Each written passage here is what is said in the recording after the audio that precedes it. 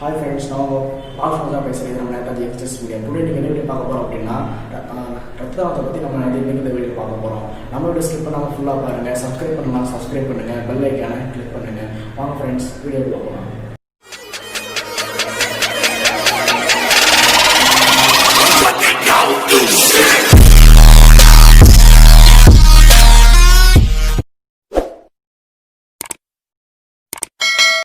ரத்தத்தை பற்றி ரத்த தானம் பண்ணுறதை பற்றி பேசுறதுக்கு முன்னாடி யாரெல்லாம் ரத்த தானம் பண்ணலாம், ரத்த தானம் பண்ணுறவங்க என்ன பண்ணிருக்கணும்னு பார்த்துக்கலாம்.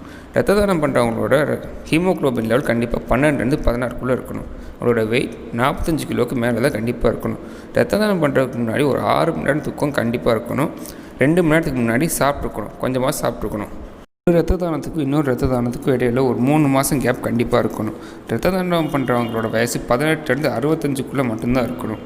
நம்ம எதுக்காக ரத்த தானம் பண்ணணும்னு பார்த்துடலாம். நம்ம ரத்தத்தில் இருக்க ரெட் பிளட் செல், அதாவது சிவப்பு ரத்த அணுக்களில் இரும்பு தாது அதிகமாக இருக்கும். அதிகமாக இரும்பு சத்து இருந்தால் அதுவே நோய் தரதுக்கு வாய்ப்பு இருக்குது. அதனாலையும் 45 வயசுக்கு மேலே இருக்கவங்க கண்டிப்பாக வருஷத்துக்கு ஒரு தடவை ரத்த தானம் பண்ணணும். அது அவங்க ஆரோக்கியத்துக்கு ரொம்ப நல்லது. ஒருத்தர் பண்ணுற ரத்த தானங்கிறது 3 உயிரை காப்பாற்ற முடியும்.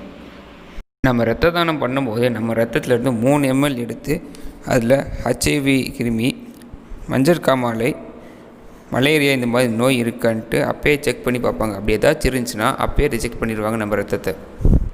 இதுவே நமக்கு சளி, இருமல், காய்ச்சல் இந்த மாதிரி இருந்தால் ரத்த தானம் பண்ண முடியாது. மது அருந்திருக்கவங்க 48 மணி நேரத்துக்கு ரத்த தானம் பண்ண முடியாது. பீரியட்ஸ் இருக்க பெண்களும் 3 நாட்களுக்கு ரத்த தானம் பண்ண முடியாது.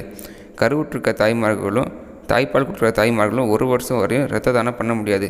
இது தற்காலிகமாக தான். ஆனால் இருதய சம்மந்தமான நோய் இருக்கவங்களும் அவங்க உடம்புல ஆப்ரேஷன் பண்ணியிருந்தாலோ இல்லை அவங்களுக்கு HIV, கேன்சர் இந்த மாதிரி நோய் இருந்தாலோ மற்றும் ஹீமோபீலியா A, ஹீமோபீலியா B இருக்கவங்களும் நிரந்தரமாக ரத்த தானம் பண்ண முடியாது. நம்ம ரத்தத்துக்கும் வாழ்நாள் காலம் இருக்குது. அதை பொறுத்து பதப்படுத்தி வைப்பாங்க. நம்ம சிவப்பு ரத்த அணுக்கள்ங்கிற RBC 42 நாட்கள் வரையும் உயிரோடு இருக்கும். அதை 2-8 டிகிரி செல்சியஸ் வரையும் பதப்படுத்தி வைப்பாங்க. பிளாட்லெட்ஸ் 5 நாள் வரையும் உயிரோடு இருக்கும். அதனால் அதை -22 டிகிரியில் பதப்படுத்தி வைப்பாங்க.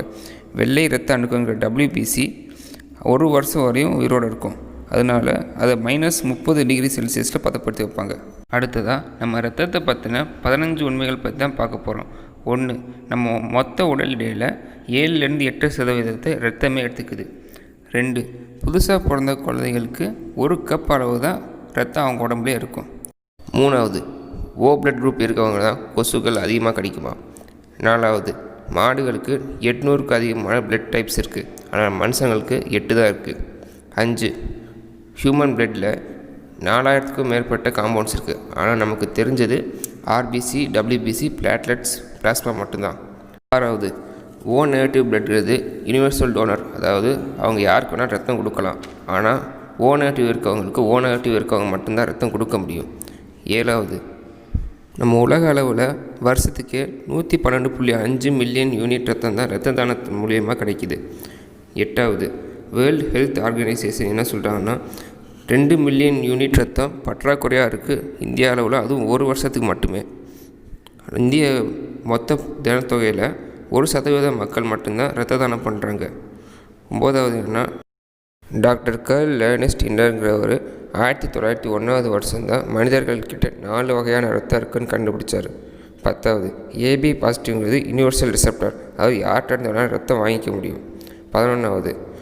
150 மில்லியன் RBC ரத்தம் 1 ounce ரத்தத்தில் இருக்குது. 12. நம்ம உடம்பு ஒரு செகண்டுக்கு 17 மில்லியன் இரத்த சிவப்பணுக்களை உருவாக்குது. அதுவே நம்ம ஸ்ட்ரெஸ்ஸில் இருக்கும்போது 7 மடங்கு அதிகமாக ப்ரொடியூஸ் பண்ணுது. அதாவது 119 மில்லியன் ஒரு செகண்டுக்கே உருவாக்குது. 13. ஒரு சொட்டு ரத்தம் நம்ம இதயத்துலேருந்து உடம்பு முழுக்க போயிட்டு மறுபடியும் இதயத்துக்கு வர்றதுக்கு 20-60 செகண்ட் தான் ஆகுது. 14.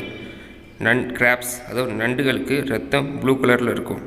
அதே மாதிரி எடுத்து வாங்குகிற மண்புழுக்களுக்கும் லீச்சஸ்கிற அட்டை பூச்சிகளுக்கும் ரத்தம் ப்ளூ கலரில் தான் இருக்கும். இன்வெர்டிபிரேட்ஸ், அதாவது முதுகெலும்பு இல்லாத பிராணிகள், ஸ்டார்ஃபிஷ் இந்த மாதிரி பிராணிகளுக்கு ரத்தம் கிளியர், அதாவது மஞ்சள் கலரில் இருக்கும். 5. ஒரு ஆய்வின்படி நம்ம இந்தியாவில் இருக்க மொத்த ஜனத்தொகையில் O பிளட் குரூப் இருக்கவங்க தான் அதிகமாக இருக்காங்க. அவங்க 37.12% இருக்காங்க. பி பிளட் குரூப் இருக்கிறவங்க 32.26% பேர் இருக்காங்க.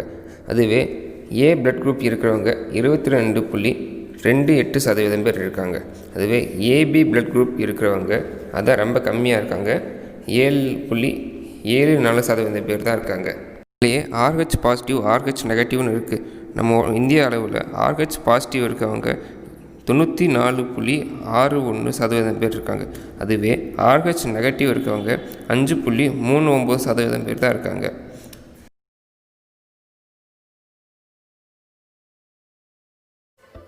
ஓகே காய்ஸ், நம்ம சேனலை மறக்காமல் சப்ஸ்கிரைப் பண்ணிக்கோங்க. அப்படியே பக்கத்தில் இருக்க அந்த பெல் ஐக்கானையும் கிளிக் பண்ணிக்கோங்க. அப்போ தான் நோட்டிஃபிகேஷன் உடனே வரும். ஸோ இந்த வீடியோ உங்களுக்கு பிடிச்சிருந்துச்சுன்னா மறக்காமல் ஷேர் பண்ணுங்கள், லைக் பண்ணுங்கள், கமெண்ட் பண்ணுங்கள். தேங்க்யூ ஃபார் வாட்சிங்.